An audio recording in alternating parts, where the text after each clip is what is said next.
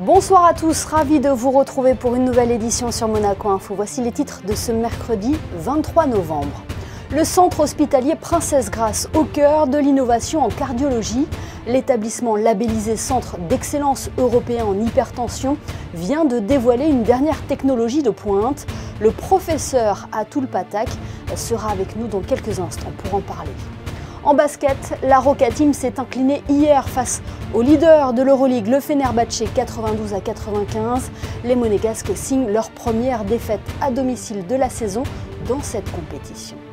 L'AS Monaco Omnisport récompense ses sportifs. Elle a salué hier les performances des différentes sections et a sacré la pentathlète Amanda Love et le spécialiste du 400 mètres Théo Andan, athlète de l'année. Nous resterons dans le sport avec du beau spectacle en Méditerranée prévu ce week-end. La baie de Monaco accueille le challenge d'aviron de mer Prince Albert II. Nous recevrons Mathias Raymond, le président de la Société nautique et organisateur de l'événement. Dans ce journal également, nous reviendrons sur la Journée internationale des droits de l'enfant célébrée en principauté. Et puis nous nous intéresserons au concept du ciné-concert ou quand la musique classique accompagne l'image à merveille. Le centre hospitalier Princesse Grace se positionne comme étant au cœur de l'innovation en cardiologie. Ce matin, le Prince Albert II a inauguré une nouvelle salle avec des technologies de pointe. Le CHPG est d'ailleurs le premier établissement en Europe à se doter de cette version d'équipement. Pour en parler, nous sommes avec le chef du service de cardiologie. Bonsoir Atul Pathak. Bonsoir. Est-ce que vous pouvez nous éclairer sur cette nouvelle salle inaugurée ce matin au CHPG ? Oui, cette nouvelle salle, c'est une salle qui est une salle, on va dire, de troisième génération, puisqu'elle va bénéficier d'une part d'un tout nouvel appareillage qui permet de faire de l'imagerie à l'intérieur du cœur et de superposer ce qu'on voit dans le cœur et ce que l'on sait sur le patient. Deuxièmement, c'est une salle qui bénéficie d'une implantation d'une technologie qui permet de contrôler le mouvement des cathéters, ces dispositifs qu'on met à l'intérieur du cœur, mais à l'aide d'aimants. Et on va finalement, grâce à l'aide d'une souris, de façon très précise, de façon très sensible, pouvoir guider ce matériel à l'intérieur du cœur humain et ne plus faire de gestes brusques comme on faisait autrefois avec la manipulation manuelle.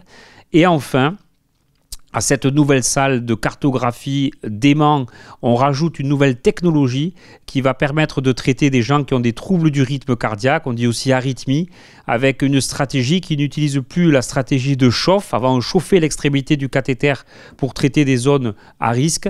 Maintenant, on va utiliser un système qui va envoyer des ultrasons et détruire spécifiquement les zones pathologiques. Donc, trois innovations révolutionnaires pour la principauté et pour le CHPG. Qu'est-ce que ces innovations vont changer concrètement pour le patient ? Alors pour le patient, il y a des avantages multiples. La durée des procédures, on va passer de 3 heures à 1 heure de procédure. La sécurité de la procédure, puisque en maniant le cathéter de façon très précise, on réduit le risque de complications. Et puis la qualité de la procédure, ces nouvelles technologies permettent aux patients d'être traités de façon beaucoup plus efficace qu'avant. C'est un atout majeur donc pour le patient, mais aussi pour Monaco dans son attractivité. Oui, c'est un atout majeur car cette technologie reste rarement disponible à l'échelle du territoire mondial. Pour la cartographie robotisée, il y a des centres aux États-Unis, un seul centre en Finlande et nous, le deuxième centre donc à Monaco. Donc on est vraiment des pionniers dans ce domaine. Idem pour l'électroporation, qui à ce jour n'est pas disponible dans un grand nombre de pays européens et dans quelques rares centres autour de nous. Et donc là, vraiment, ces deux technologies mettent la principauté sur le devant de la scène, innovation technologique et qualité des soins proposés aux patients de la principauté. On le rappelle, professeur, mais l'hypertension artérielle est un fléau cardiovasculaire majeur. Comment elle se caractérise ?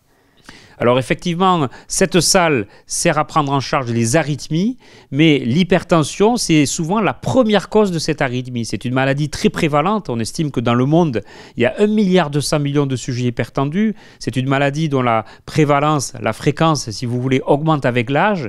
Et surtout, c'est un pourvoyeur d'un grand nombre de complications cardiovasculaires. Insuffisance rénale chronique, insuffisance cardiaque, arythmie. Il n'y a pas une maladie cardiovasculaire qui n'est pas secondaire à l'hypertension artérielle. Et aujourd'hui, on le voit, ça se traite très bien. Aujourd'hui, effectivement, avec l'arrivée d'innovations pharmacologiques, des nouveaux traitements, mais surtout d'innovations technologiques, et 2 patients ont bénéficié d'une nouvelle technologie qu'on appelle la dénervation rénale au CHPG pour traiter cette hypertension artérielle, on a de plus en plus de moyens pour contrôler et optimiser la prise en charge de ces patients. Ces innovations, professeur, ont permis au CHPG d'obtenir le label Centre d'excellence européen en hypertension. À quoi cela correspond ?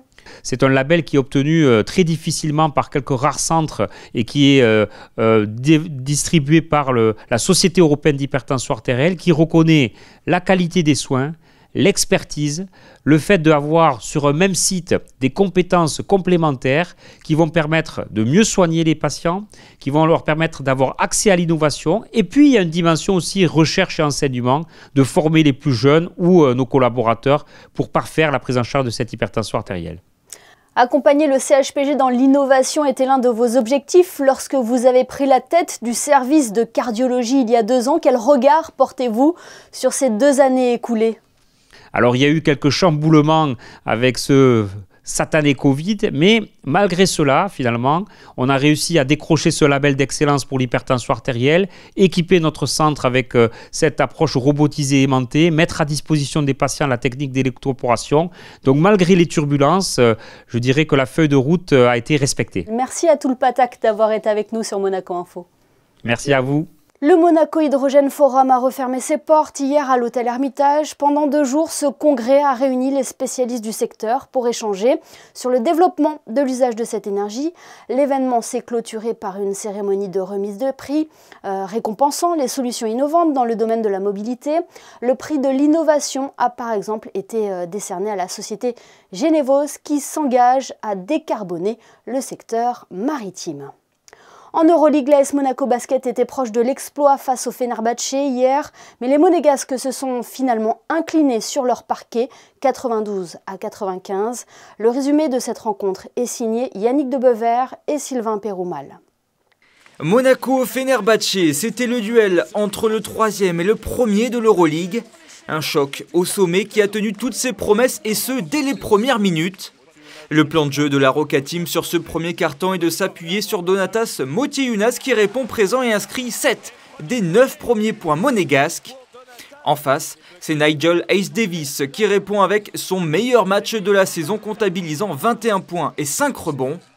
Les 2 équipes sont très proches avec un niveau de jeu très élevé autant en défense qu'en attaque. Mais Monaco est victime d'un petit trou d'air dans le début du second quart et les Turcs en profitent pour prendre 10 points d'avance. Heureusement, un Jordan Lloyd en feu à 3 points permet à Monaco de rester dans le coup.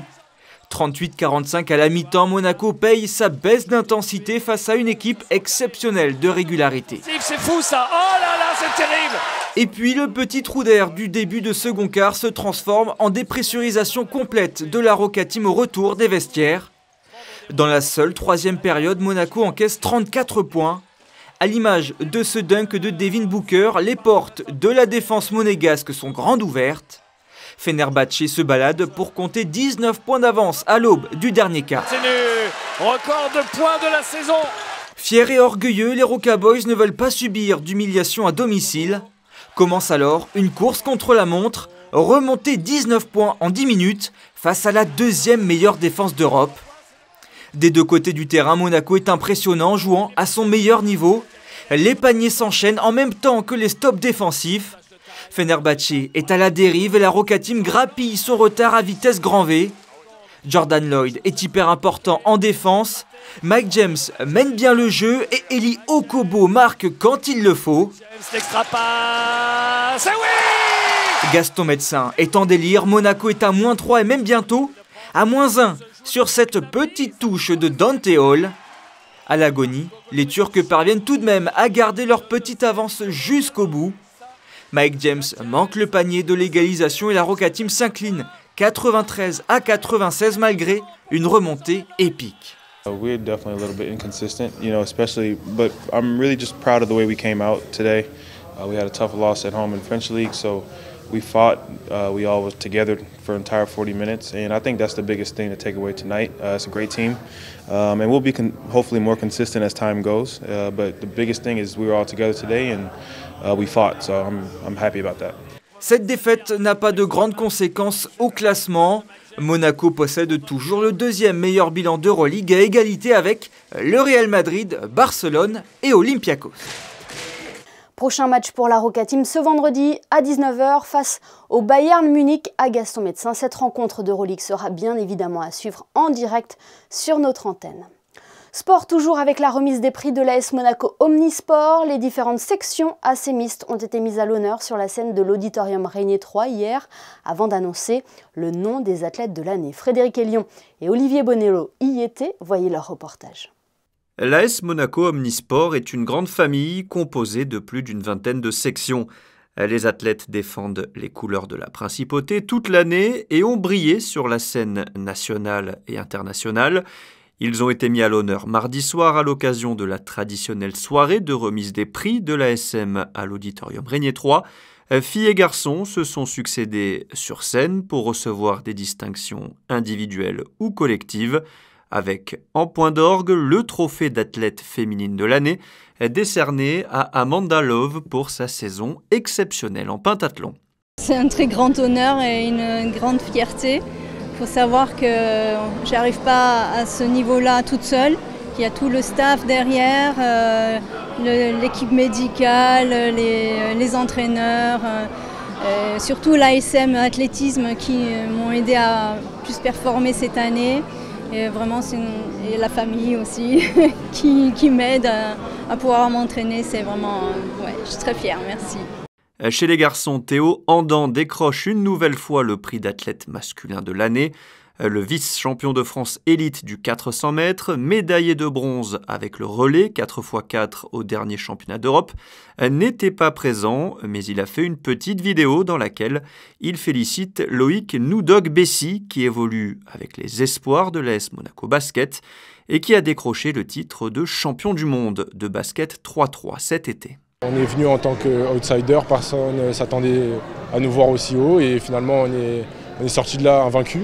Donc pour nous ça a été un très gros parcours et on est vraiment fiers et je suis vraiment fier. Mais comme tu l'as dit, c'est vrai que c'est d'abord une aventure collective et c'est vrai que j'aurais pas eu cette récompense-là si mes coéquipiers n'étaient pas au niveau aussi. Et pour moi c'est une très grande fierté, c'est un accomplissement de tous mes efforts, de tout ce que j'ai accompli durant ma vie. De sportif et ça me fait très plaisir. La soirée s'est terminée par la remise des insignes d'honneur et de vermeil. En football, l'équipe de France a lancé de la plus belle des manières son entrée dans la Coupe du Monde. Les Bleus ont dominé hier l'Australie 4-1. Un succès ponctué par l'entrée en jeu du monégasque Youssouf Fofana qui a remplacé son ancien coéquipier Aurélien Tchouaméni à la 77e minute pour son premier match en Coupe du Monde. Et demain matin à 11 h, ce sera au tour d'un autre monégasque de débuter son mondial. Il s'agit de Brel Mbolo qui affrontera le Cameroun avec la Suisse. Un match particulier pour l'attaquant. Frédéric Elion l'a rencontré avant son départ pour le Qatar. Le meilleur buteur de l'AS Monaco évoque cette rencontre, mais aussi ses ambitions pour cette Coupe du Monde. Elle est très symbolique pour moi et toute ma famille. J'ai des origines du Cameroun. C'est un pays qui est très proche de moi. La majorité de ma famille vit encore là-bas, je passe mes vacances là-bas. Et ouais, c'est un match spécial pour moi et ma famille, mais je vais essayer de le passer simple possible parce que ça reste un match de foot et on va essayer d'aller chercher aussi là les 3 points. On ne se fixe pas de limites, mais on sait que le Brésil c'est une très grande équipe mondialement avec les meilleurs joueurs. Mais après le foot, ça reste un sport qui commence à 0-0 et tout peut arriver. Mais on sait vraiment que c'est un favori, c'est un groupe très très serré et chaque match c'est important. À nous de prendre chaque match et aller chercher le maximum. Quand tu es petit, tu rêves de jouer une Coupe du Monde, donc ce serait du coup la deuxième pour moi. Et après, tu vises toujours le maximum. Mais comme tu as dit, à 25 ans, c'est un peu différent qu'à 18 ou 19 ans. Mais après, je suis super content et je suis impatient et j'espère que ça va bien se passer pour nous. Et en l'absence de Ligue 1, la Principauté continue quand même de vibrer pour le sport. Le week-end, elle accueillera notamment le tournoi international d'épée à l'espace Saint-Antoine. Du beau spectacle est également attendu à partir de samedi en baie de Monaco avec le challenge d'aviron de mer Prince Albert II. Bonsoir Mathias Raymond. Émilie Rousseau, bonsoir. Ce rendez-vous est présenté comme la plus belle rencontre de la discipline de cette fin de saison. Vous le confirmez ? Absolument, je vous le confirme. C'est l'événement qu'on attend particulièrement ici à la Société Nautique. C'est un temps fort pour notre association. Et on a eu notre conférence de presse aujourd'hui où on a pu enfin annoncer, on était assez impatients de le faire, notre plateau sportif pour cette 17e édition du Challenge Prince Albert II. Et on se réjouit et on espère vraiment de très très belles compétitions quand on voit le niveau des compétiteurs qui seront présents avec nous ce samedi et ce dimanche. Et justement, qui sera présent, Mathias ? Alors, je vais vous épargner de vous faire la liste complète parce qu'elle est assez longue et les palmarès sont très longs. Par contre, juste très rapidement, on a une olympienne polonaise qui est là, qui a remporté la médaille d'argent à Tokyo l'année dernière et elle était déjà médaillée de bronze en 2016. Et après, on a bon nombre de médaillés, alors je précise, de médaillés internationaux en aviron olympique, donc sur la rivière. Et donc c'était un de nos objectifs quand on a revu notre formule sportive d'essayer d'attirer le plus d'avirons de rameurs olympiques possible. Et donc on est en passe de réussir cette transition. Et après évidemment on a pléthore de médaillés et de champions du monde en titre. Donc on a eu les championnats du monde qui se sont tenus à la fin du mois d'octobre et donc qui viennent mettre, si je peux me permettre, leur titre en jeu chez nous. Et donc ça va faire vraiment des courses magnifiques. Qu'est-ce qui fait que ce challenge est le rendez-vous où il faut être ? Qu'est-ce qui plaît ? Alors il y a plusieurs choses qui plaisent à notre régate ici à Monaco. Évidemment on va commencer par ça puisque c'est évident, mais c'est le climat. On a de la chance puisqu'on a quand même assez souvent des très très bonnes conditions, au moins par rapport à l'ensoleillement et aux températures, par rapport au reste de l'Europe. Et on a après par ailleurs des belles conditions de navigation puisque la baie de Monaco est malgré tout quand même assez soumise aux contraintes extérieures et donc on a toujours des belles vagues et c'est des conditions en aviron de mer qu'on affectionne particulièrement. Et après, du point de vue de l'organisation, on a été avec les collègues du comité d'organisation, on peut le dire, assez innovant sur notre formule et on a été la première régate d'aviron de mer à proposer du prize money. Et donc ça, évidemment, c'est quelque chose qui est assez attractif dans le monde de l'aviron puisqu'aucun rameur n'est professionnel. Donc ça fait quelque chose que les rameurs viennent chercher. Ensuite, on a fait, après c'est quand même assez technique, donc je ne vais pas rentrer dans les détails non plus, mais pas mal d'innovations sur le règlement technique par rapport à ce qui se fait d'habitude sur les compétitions fédérales de la FISA. Et pour moi, un des points aussi que je me permettrai de souligner, c'est le format de compétition qu'on propose, qui se voit, on peut le dire, nulle part ailleurs, puisque nous avons des courses en équipe, et donc c'est des courses au point, c'est-à-dire que chaque équipage concourt donc sur les 2 jours du week-end, le samedi et le dimanche.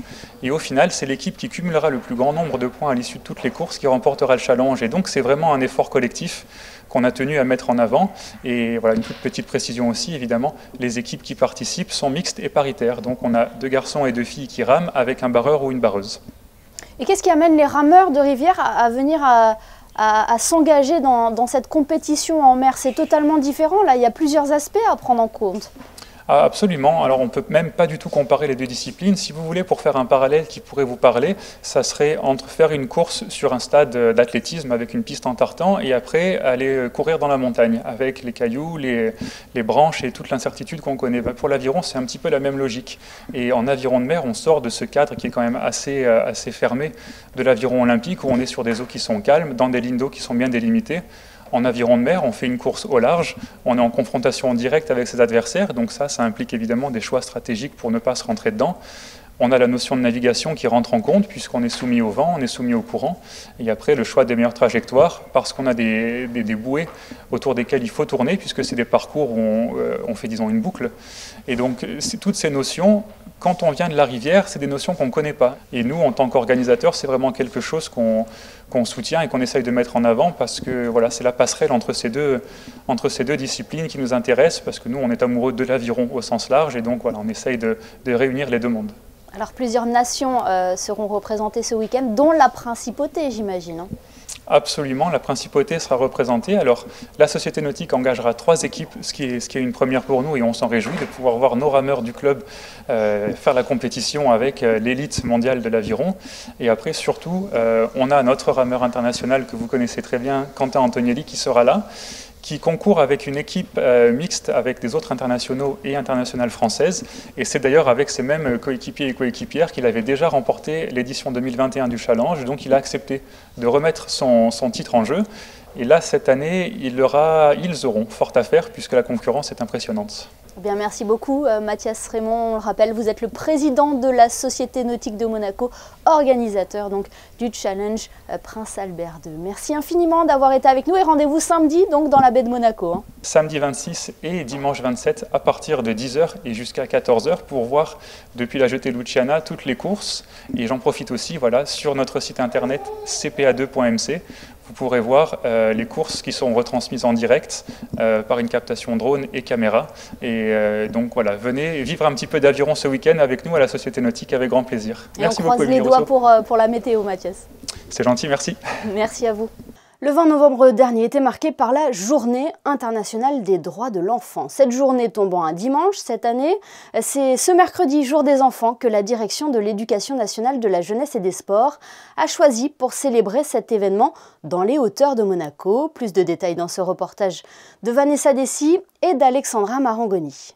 Animation inédite, activités ludiques et sportives étaient proposées gratuitement à l'occasion de la Journée internationale des droits de l'enfant. À l'initiative de la Direction de l'Éducation nationale de la jeunesse et des sports, près de 200 enfants ont été accueillis au centre de loisirs. La journée s'est déroulée en 3 temps autour d'une grande kermesse. Il y a du maquillage, il y a des jeux de lancer, il y a les sumo, du Bigfoot. Sur les terrains de sport, où là, il y a de très grandes structures gonflables qui sont mises en place. Les enfants pourront faire du surf, évoluer dans un labyrinthe énorme. Il y a un grand parcours aussi qui est mis en place. Il y aura une initiation au kinball, au hockey, au basket. Il y a vraiment beaucoup d'activités qui ont été déployées pour cette journée particulière. Une grande mobilisation de la part de l'équipe pédagogique, mais également beaucoup de bénévoles avaient répondu présents. Et on salue le travail des animateurs du centre de loisirs qui vraiment, depuis des années, sont très investis dans l'organisation de cette journée caritative. C'est vrai que nous, le mot équipe, ça a toujours signifié beaucoup de choses pour nous deux. Et voilà, les jeunes qui arrivent s'investissent auprès de cette cause. Et puis on a aussi les jeunes du lycée Albert Ier qui nous rejoignent là aussi pour donner un grand coup de main, c'est formidable.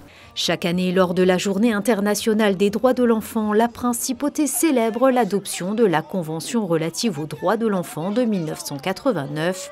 Cette journée témoigne de l'engagement de la communauté éducative. C'est la première fois que le centre de loisirs ouvre ses portes pour tous les enfants de Monaco. J'ai voulu à la fois marquer l'anniversaire des droits de l'enfant qui est le 20 novembre. J'ai voulu à la fois sensibiliser les enfants au sein des écoles, mais leur donner un jour récréatif.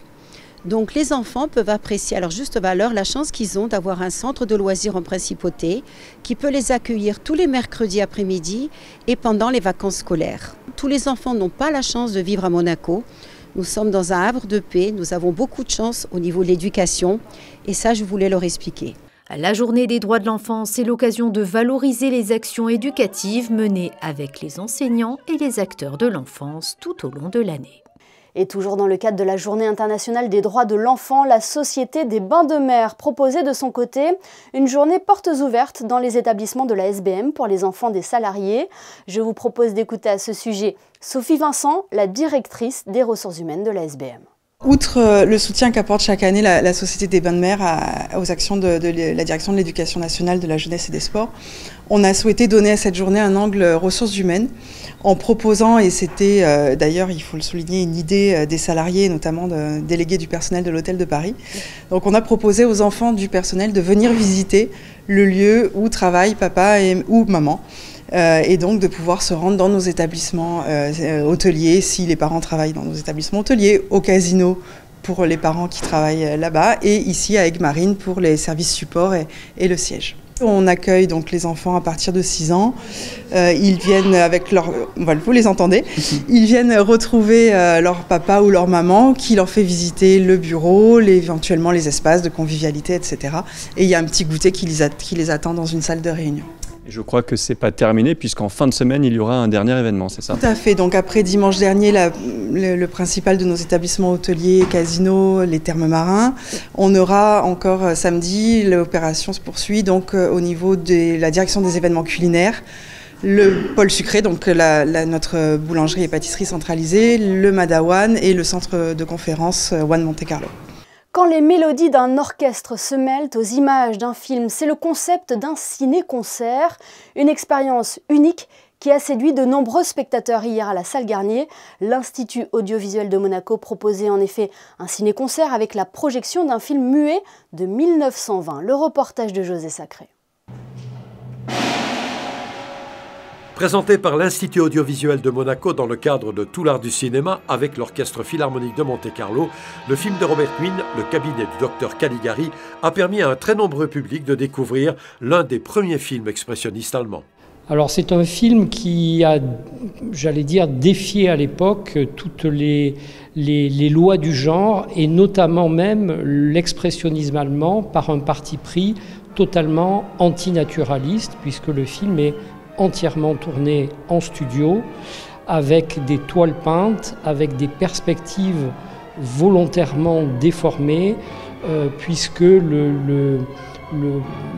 l'histoire du film nous plonge en quelque sorte dans le cerveau d'un hypnotiseur fou, ce fameux docteur Caligari, dont on va comprendre qu'il joue à la fois avec nous, à la fois évidemment avec le personnage du somnambule et qu'il évidemment voisine avec la folie. Dans un langage tantôt post-romantique, tantôt impressionniste, parfois atonal, mais toujours d'une grande précision, la musique de Stéphane Fromageau accompagnait parfaitement ce chef-d'œuvre du cinéma muet. En partant dans ce film-là, de leitmotiv, qui me paraissait très approprié parce que pour décrire, ou pas forcément un leitmotiv associé à un personnage, mais plutôt à une situation, à une ambiance, ou par exemple le destin, ou et donc avec ce leitmotiv, j'ai une certaine souplesse à l'intérieur effectivement d'un temps de composition qui est minuté et où chaque transition est effectivement minutée à la seconde ou à la demi-seconde près. Voilà.